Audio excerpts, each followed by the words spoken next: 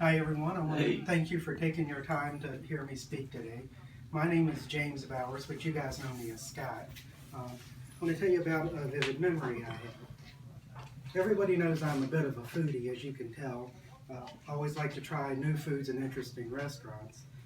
So a lot of my memories involve food somehow. Um, One night I was watching television with my wife, and on the Food Network, an episode of Down Home with the Neelys was on, and the hosts were preparing jambalaya. Jambalaya is a Cajun stew that contains smoked sausage, chicken, peppers, onions, and rice. Well, this speaks to all of my food sensibilities, so I decided I would make it the next night for supper. After work, I shopped for the ingredients and hurriedly ran home. Once I got home, I started browning the sausage and the chicken, and then realized I needed to slice the onions. A few weeks prior, I had just purchased a mandolin slicer, which is a square device with the blade in the middle that I'd seen them use on the Iron Chef to slice onions. This was perfect, I thought. I got to try my new toy. So I grabbed the onion and I started slicing it just like on Iron Chef. I didn't use the safety device because the Iron Chefs didn't use it. Then I realized there was these little drops all over the place. I thought, who could spill barbecue sauce? There's no barbecue sauce in jambalaya. Well, along with slicing the onions, I had sliced the end off of my milk tin.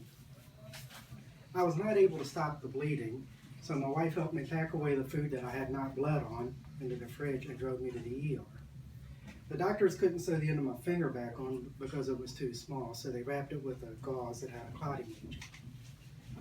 This took several hours because at the ER, everything is slow. My wife and I could not finish making our meal that night, so we ate at Chipotle and had burritos.